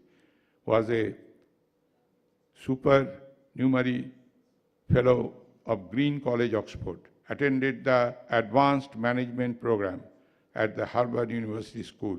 He is a visiting professor at the University of Arts, London, and an honorary research associate, Faculty of Arts and Humanities, University College of London. So, sir, with this, the first question, because I am going to ask only one question. The question is, you have heard a little bit, you know lot about India and global. I am nowhere near, I am very ignorant. But let me ask one thing, because first question as a publisher comes to my mind, that if we are going to shape our future, if we know that if you are going to talk for next 10 years where we are going to go, I think we have a period, and if you kindly guide us, if you tell us that this is what I think you should be doing, or this is what you see or you foresee, or how publishing as a business, because you get completely different picture. Because I tell you, in last 1 year, that I have been traveling to Mr. Mehra's office and the Wiley office, which they gave us, gratis, that you can come and sit here. They have vacated the place. They have gone to a better place now. So Daryaganj, that is a place many of you have gone, is the book market, and I was meeting a lot of people after or before the meeting, visiting them, and I gather there are three kinds of people. One group is ready to sell their business. Now, obviously, it is not necessarily they are not doing well, because many of the young people, they are not interested in publishing, carry forward their father's business. They do not want. There are some people who are not doing well, and they do not want to continue. And there are people, I met some guy, very young guy, I was very young. He says that this is the best business, because in this business you get maximum return on investment. I have got 3 bankers, none of them believe that, but they told me that this is the best business. So we are all not sure. We are in publishing, so you should tell us what is the future lies ahead. And with that is my first question to all of you. And individually you can say, this is Mr. Kant, if you... Full perspective. And my view is that the world of publishing is undergoing a major disruption. India is growing at about 7% plus per annum. It's an oasis of growth in the midst of a very barren economic landscape across the world. But the challenge for India is to grow at higher rates of 9 to 10% year after year for 3 decades or more, to lift a very young population above the poverty line. India is passing through a window of demographic transition, which rarely happens in history, and I think this is the biggest social economic change that is happening across the world, that the population in India is getting younger and younger, and will keep getting younger till 2042. 72% of the population is below the age of 32. And the population across America and Europe will keep getting older, and this is the biggest transition that is taking place both socially and economically across the world. And this is a trend which will define the change in the world. What is very important to understand is that technology will be a big disruptor, whether we like it or not. And the world of publishing will never remain the same. I mean, there will be, a huge amount of disruption in terms of technology. And this is simply because my personal view is that it's not just about teaching. It's not about just reading books. India has been able to provide access of education to all. Everyone has got access of education now. But the important thing is to improve learning outcomes, to improve the quality of teaching. And the quality of teaching, to my mind, would imply that teachers must be assisted to improve the quality of learning. How do we improve better access of education, better quality of learning, better outcomes? If you look at India, for instance, just to give you an example, 40% of the students, the latest ASA study which has come out, 40% of the students are not able to, in class 5, are not able to read class 2 English, read or write, or 25% of the students are not able to read or write in their mother tongue. And that means that we are giving books, but they are not able to absorb books. And that there is something wrong with the fundamentals of teaching. And that is that teaching is not fun anymore. And therefore, there's a limitation to the book. And to my mind, what will increasingly happen is what has happened in the world of technology, what Google Maps has done. It has done longitude and latitude and tracks every single movement. And I think what will happen with technology is that you will have longitude and latitude of every single child being tracked. And you will essentially use technology to ensure a student may be in class 8, but he's not able to absorb class 4 or class 5 maths or class 5 English, and therefore we'll be able to track every single child on what is his base level, and then make education fun for him, and teaching must be made fun for him, and the books must become an aid and assistance to him to educate the child, and therefore every single child will be tracked technologically and uplifted. And to my mind, this will enable, and this will happen very soon. I mean, there are a huge amount of experiments going on. There's an app called Guru, for instance, done by one of the Google's, one of the persons who's left Google, and you should see that, what Guru has done in America. It's actually tracking every single child in the backward regions of the United States, people, and therefore you will soon see a lot of technology being used, and you will see a lot of data, you will see a huge amount of data flow, you will see a lot of data analytics, and you will see the use of a lot of artificial intelligence. And therefore, publishers must technologically upgrade themselves, must take them to another level in terms of, it will not be a world of publishing alone. It will be a world of publishing which will add value in terms of publishing becoming an aid and assistance to improve better learning outcomes, to ensure that across we are able to track every single student, enhances learning outcomes, and do that by using a lot of new technology in terms of data analytics and artificial intelligence. And that is the big disruption that will happen, and the earlier we understand it, the better it is.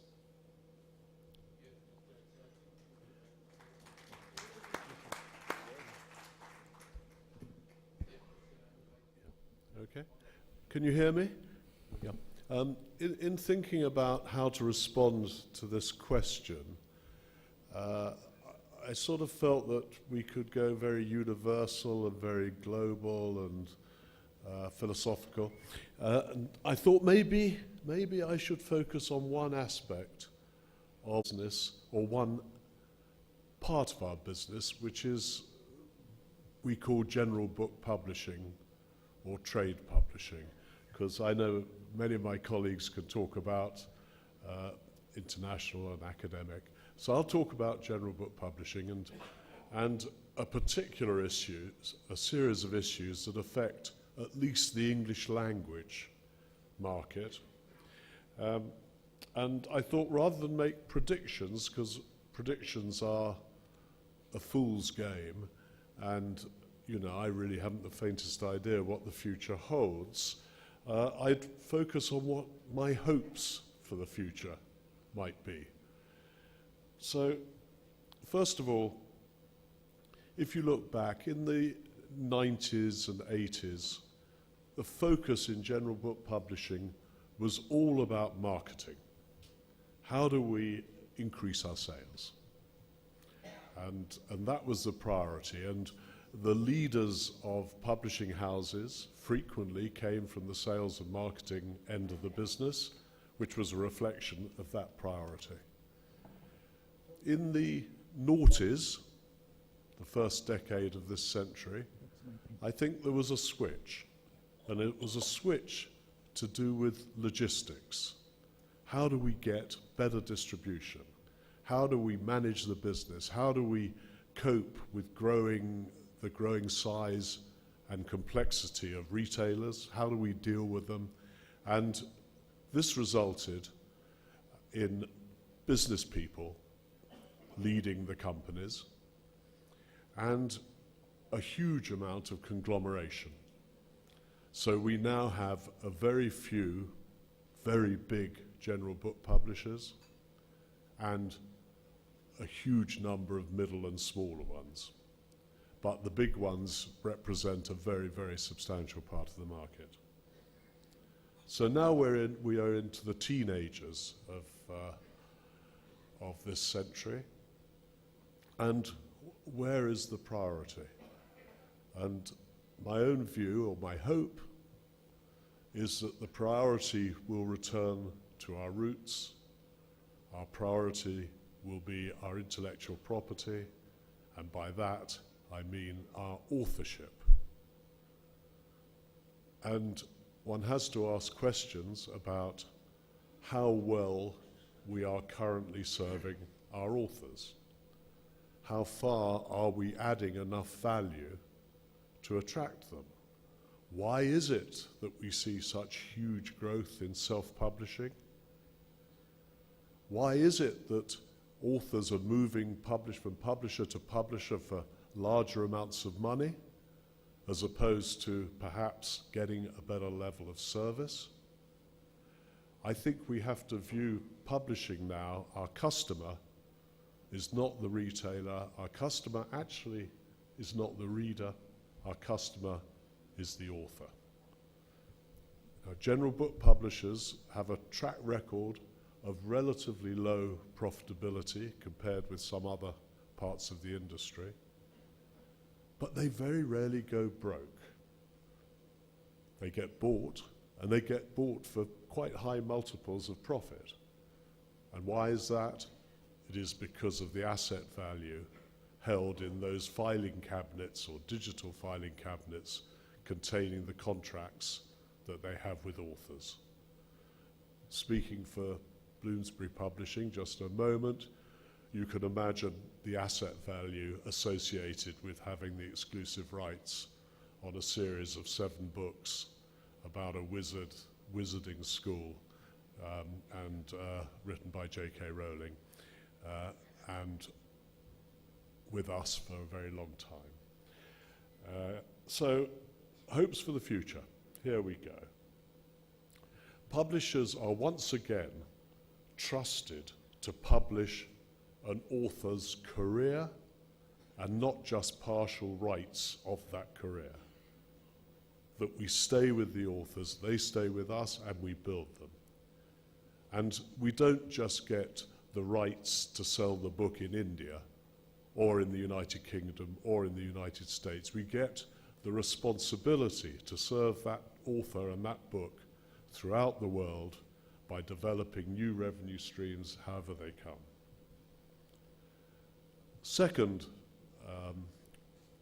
wish, and I suspect it's one of those wishes that won't come about, if only we could kick the habit of overpaying successful authors with very large advances which do not earn their way, and thus we have created a system whereby the big authors with unearned advances are effectively being subsidized by others. As an industry, we could afford to increase the royalty rate overall if we did not have to cover the cost of the unearned advances. I wish that we were more efficient in our distribution, such that the gross waste of money and environmental consequences of pumping out too many print copies to retailers and then processing them as returns and then sending them for pulp. If we could halve even the cost of that, the benefits both to the environment but also to our bottom line would be substantial. I hope that retailers will thrive and become more rather than less diverse. The threat of monopolistic control of distribution channels is there, and we should do everything possible as an industry to resist that by encouraging diversity. I wish and hope that editors will get back into top positions, leadership positions, because the editorial process is at the core of general book publishing. But in parallel, I wish they would become more professional and really understand the market which they serve. And an old motto from my days at Oxford University Press, which was that the editor's role, the publisher's role, was to be a link between the writer and the reader and to be as invisible as possible. There has been a growing tendency to egocentricity of editorial people, and that should go. We are servants, we are not superstars. And finally, I'd like to touch on, very shortly, on something called cultural intelligence. When I was at school, we talked about IQ, which meant doing arithmetic well. And then Bloomsbury published a book called Emotional Intelligence, and this was EQ. This was a way of understanding other people's emotions. And right now, I think there's a need for cultural intelligence, a recognition of the difference between old and young, between one country and another, between one religion and another, and crossing those boundaries. And that is sort of a bit philosophical, but it is actually part of our publishing process. We have to understand how we work globally, internationally, and with different cultures. And a deep understanding, or a deeper understanding, of the differences and similarities, because we all have a core as human beings, and that core is universal, and we just have to recognize the bits around the edge where we call the flex, where we're a little bit more flexible. Here's 3 cheers to cultural intelligence, working together, building a global publishing industry, but most importantly, serving our authors.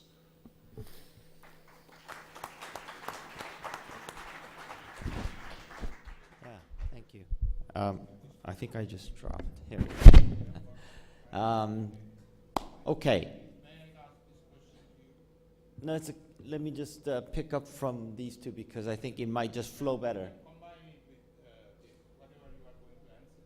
Because we would like to see your point from you are the chairman of a esteemed publishing company and also data analytics. Right, exactly. I'd like to know from you. Ashok, I need your microphone to be close to you.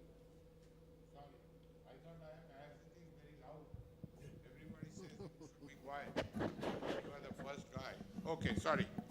I said I have written it down, so no problem.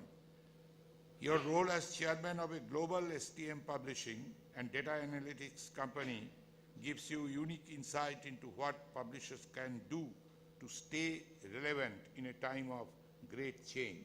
Because Mr. Kant has talked about a lot of change which is taking place.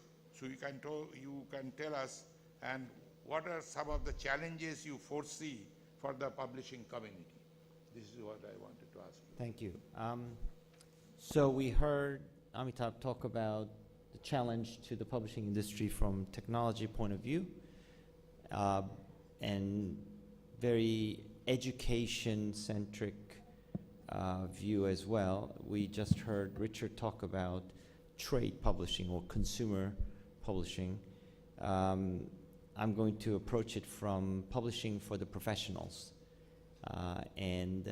Matt, I don't know what you're going to have left since you do all 3 at Wiley. Maybe you wrap us all up. But I think part of the reason why we as an industry are struggling is because we are still rooted in the old definition of publishing. Publishing, as I learned, comes from the Latin word publicare, which means to make it public.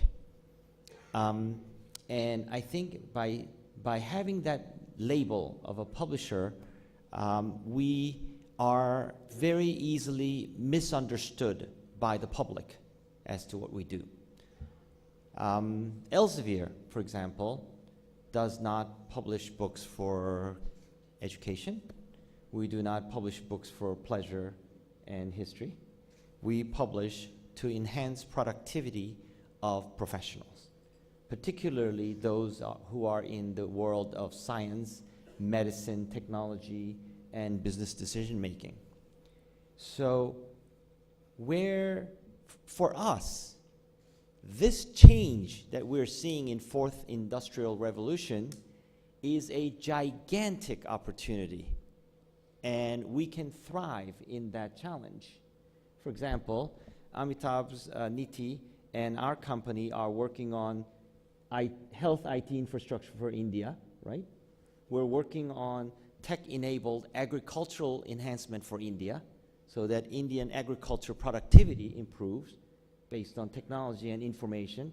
And we're working on STEM R&D improvement of Indian universities so that there will be 20 so-called university or institutions of eminence to be here in, I forgot, was it 20 or 30 years, that goal that Indian government has set. Does that sound like a publisher's job? It shouldn't. It isn't. At least not by the old definition of the word publisher. But that's exactly what we're doing as Elsevier with Niti Aayog in India. It's just one example here.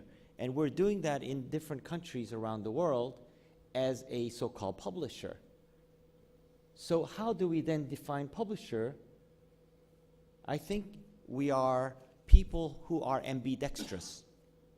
On one hand, doing what Richard so much emphasized, which is quality of content, well curated, well structured, well organized, and very unique content. On the other hand, you have what Amitabh described, which is the analytics power of that content. So for those of you out there who aren't involved in publishing for the professionals, this may sound remote to you, but I urge you to really look at who you are serving. In our case, we serve both ends, the author community and the professionals who have to make difficult decisions. And the only connection between the two is that content that gets used, reused by technology. That's what we do, and I think there is enormous opportunity for us as publishing community to actually be at the table, relevant when decisions are made, whether that's a decision made by Indian government or whether that's a decision made by Dow DuPont as a chemical company or a pharmaceutical company or an educational institution. So that is what I see 20 years from today. Those of us who are relevant at the table with the analytics capability and unique content, the ambidextrous people, we will thrive.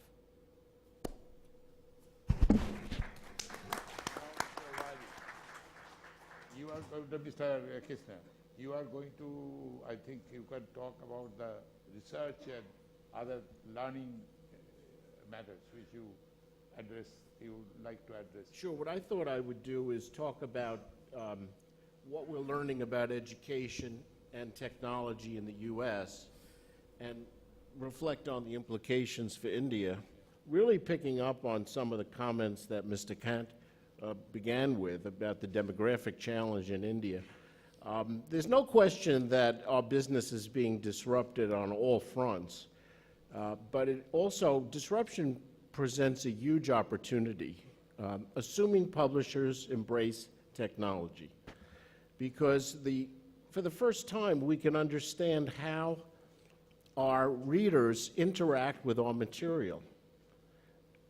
The gift of technology is we're now much closer to end users and can design much better products, much better interactions, and as a result, produce much better learning outcomes. In the U.S., Wiley is very strong in the higher education, the college level publishing, particularly in the sciences. And our technology platform, Wiley Plus, enables us to learn how a student learns and provide that information to the instructor to help the instructor refine their approach. So to give you an example, it uses a technique called adaptive learning. You may have heard of that, but it monitors how the student is interacting with the material and then Material that the student knows well, it presents less of, and where the student is struggling, it presents more material, and then provides that information back to the instructor so the instructor can look at the patterns of how the class is performing and identify areas that perhaps have to be taught again, maybe re-emphasized. It also has the effect of changing the educational model, which really hasn't changed in hundreds of years, of stand and present, a teacher standing in front of a group presenting information, where in fact, with the technology I described, most of the learning goes on outside of the classroom. And work in the classroom becomes more around problem solving. So yes, the traditional publishing business is under pressure. All publishers in education, in the US at least, are seeing a decline in print sales, but we are seeing growth in the area of technology-enabled learning, our Wiley Plus product. So what are the implications for India? We have in India a huge challenge coming, which is, as I understand it, 3 times the number of students are going to have to be educated in 15 to 20 years from now. And I don't think it's physically possible to construct the infrastructure to be able to train that large a population, effectively educate that large a population.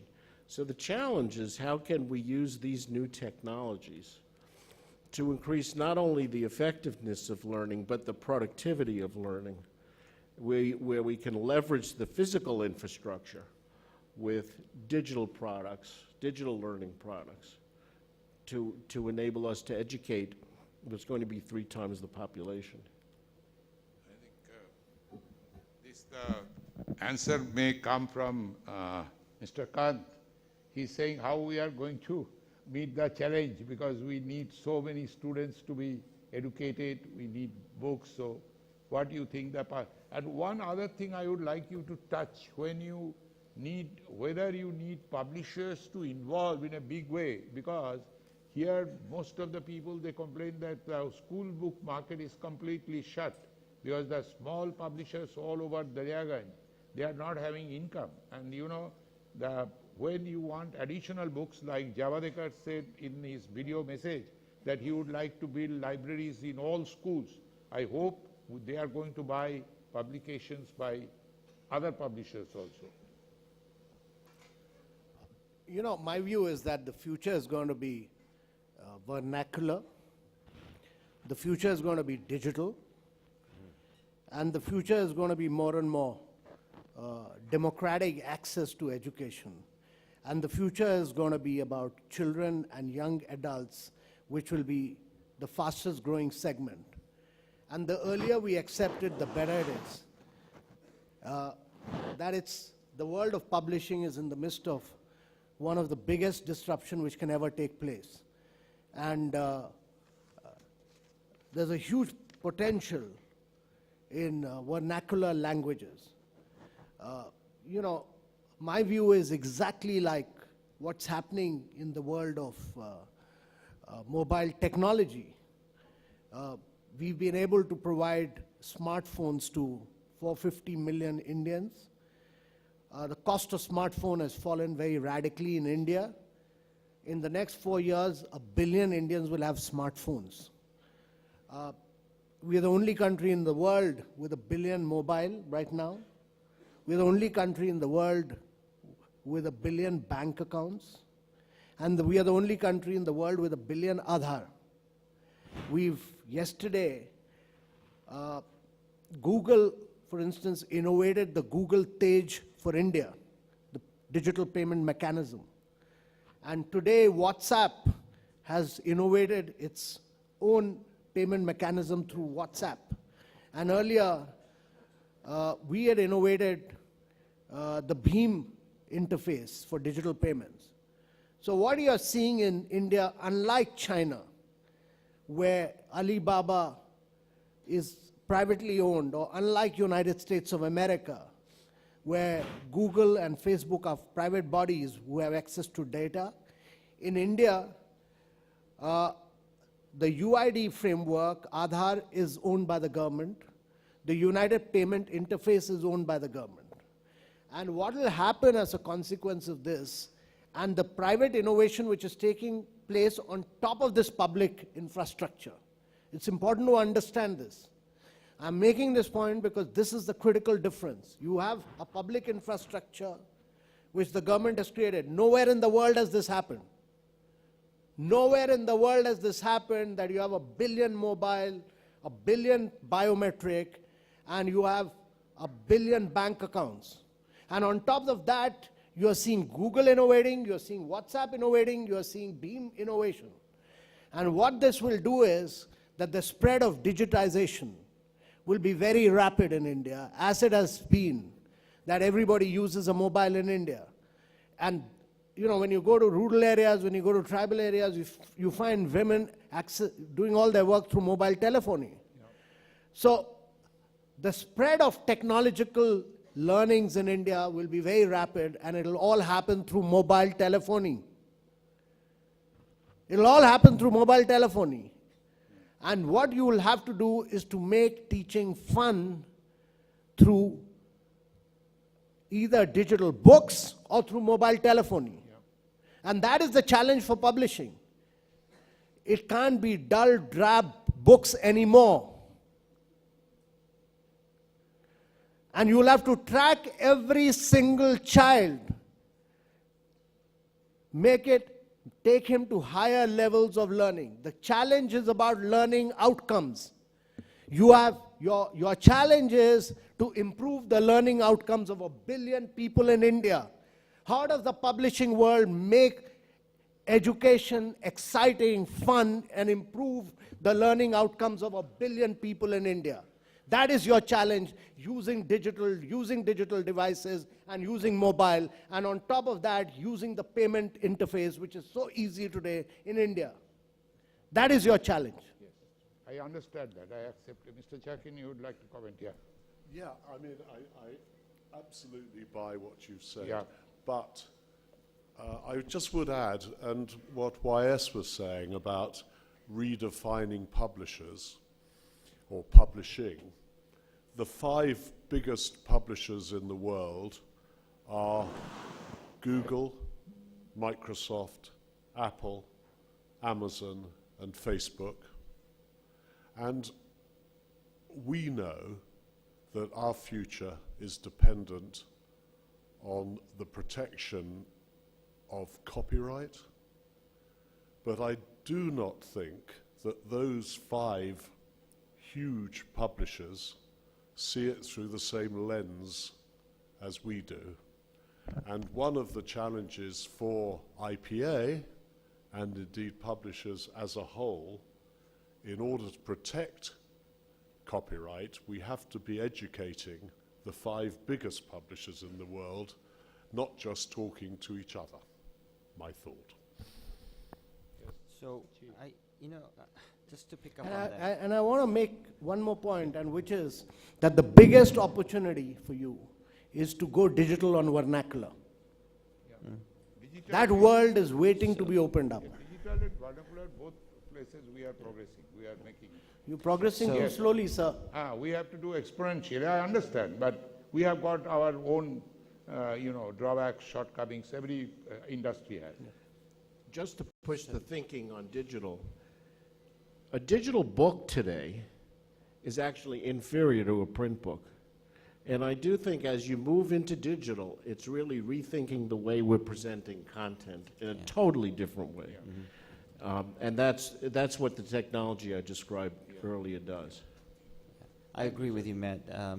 I think a digitized book from an analog book is inferior, but digital content re-put together is very, very powerful. So the argument I see here, as Richard mentioned, are the challenge of speed and challenge of intellectual property. The pace at which the world is moving, I think in general, publishing industry is not keeping up.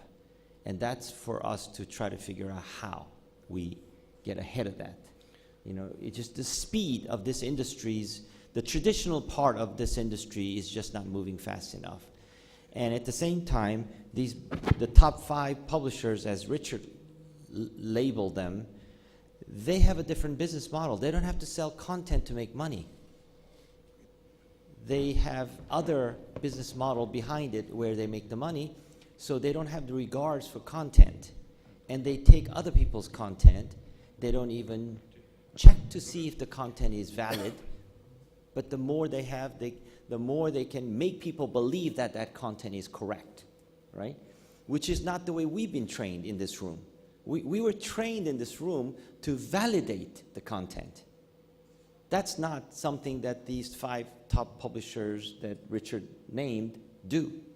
So we have a very different business model behind. Are we going to go play their game, or are they going to be educated to do what we do well? Now, either way, we have to change the business model. Either way, right? Yep. So that means speed, and then intellectual property.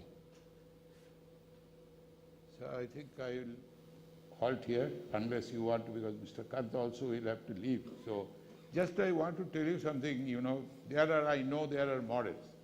But the other day, I'll tell you that in India, we are talking about this mobile technology, and there are a lot of competition, you know, between one company and the other. And in the leadership summit, when people are speaking, our business tycoon, Mr. Mukesh Ambani, came on the scene. And although I am nobody near him and never will be in my life, but I understood what he said, and I think maybe as publishers also we have to play this. Why? Because you have to have your mission. Reliance mission, his mission is saying, my mission is to get the mobile in each and everybody's hand. That is his mission. So that means, you know, explosion of this thing. Who is selling at what price, what is the discount, how many, he's going to sell, in none of his business. His business is he should send one mobile to every Indian. So his model is different. Our model, like you are saying, some will be protecting only the copyright. But we have to find out a way that not only we protect the copyright, but we also play our role. Like Mr. Kant says, that it is a challenge to publishers, that it is an explosive market. Because our market is such, as you say, that even if the growth is 3 times, 4 times, it is our duty to get the material.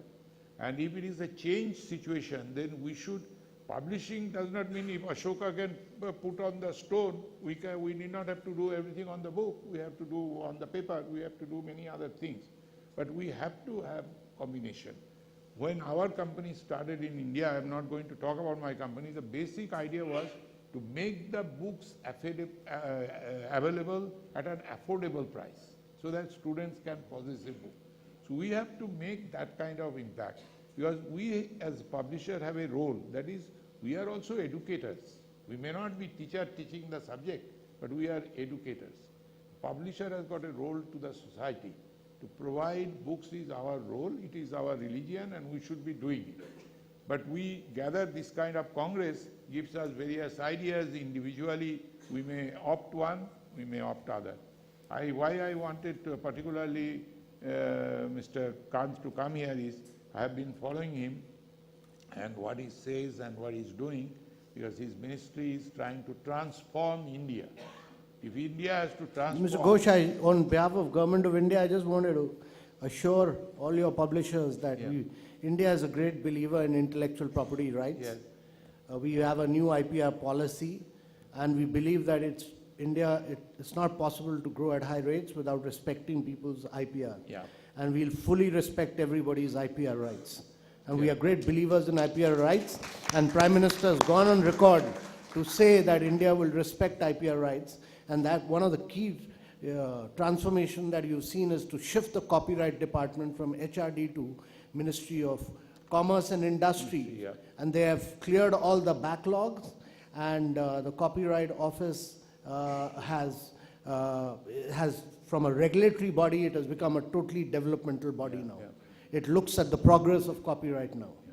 And if there are any issues, please bring them to my notice. We'll sort them out. Sure, we'll do that. Thank you.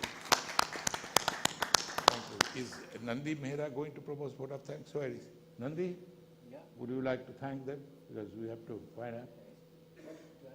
I can do it from there or here. Welcome. Let me just say thanks to all of you here. You have been very kind to talk about various aspects. Particularly, I like the idea of when you talked about disruptions in the publishing world. I think this is a challenge which all of us has to meet and to try and act on it as fast as possible.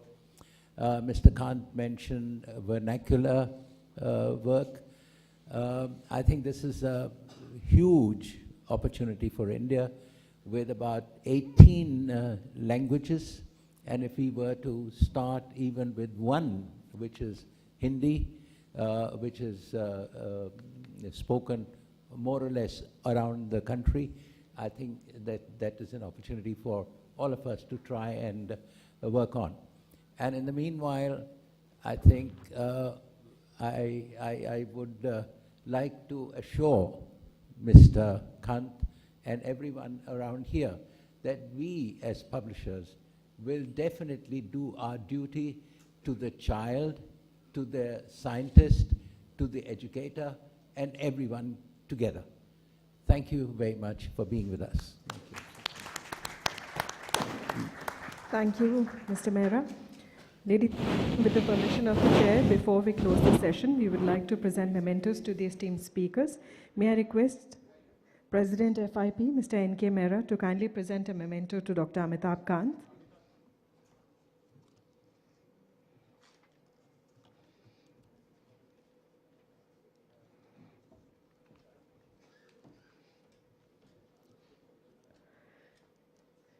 Thank you, Dr. Kant, for having joined us here today. It's been an honor to have you here with us.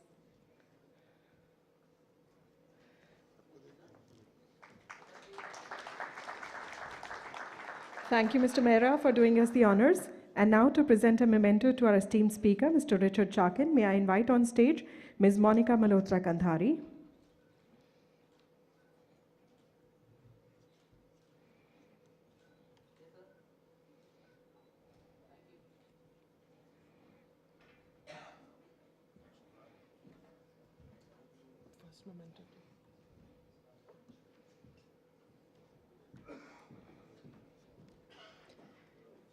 Thank you, Mr. Chakin, for being a part of this discussion. And now to present a memento to our esteemed speaker, Mr. YSG, I invite on stage Mr. Himanshu Gupta.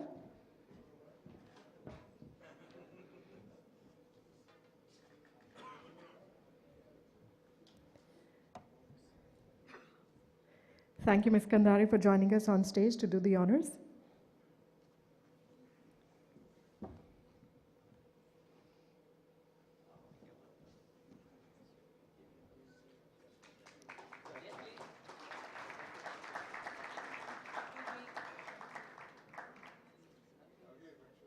Thank you, Mr. Gupta.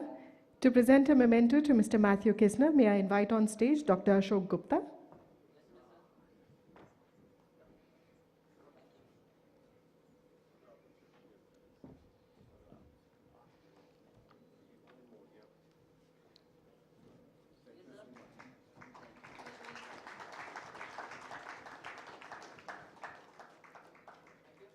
And now to present a memento to Mr. Ashok K. Ghosh, may I invite on stage Mr. Naveen Gupta.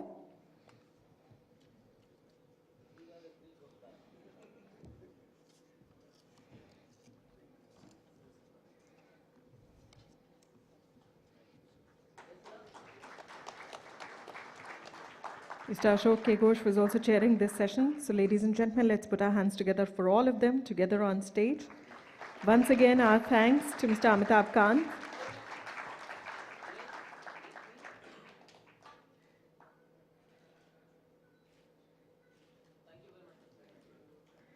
And I must share with you all that Dr. Kant had to go. Despite having personal commitments, he stayed back for the entire session.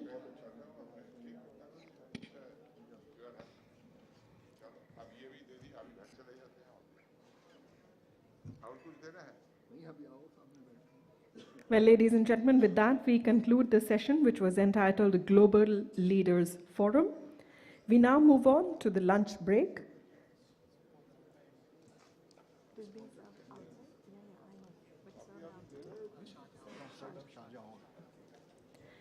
Ladies and gentlemen, we are honored to share with you all that this lunch is being sponsored by MBD Group. Our thanks to them. So please go ahead and enjoy the lunch, and we shall recongregate and start the next session after the lunch, which is at 2 p.m. sharp. So please do join us back in time and enjoy the lunch. Thank you. Mandeep.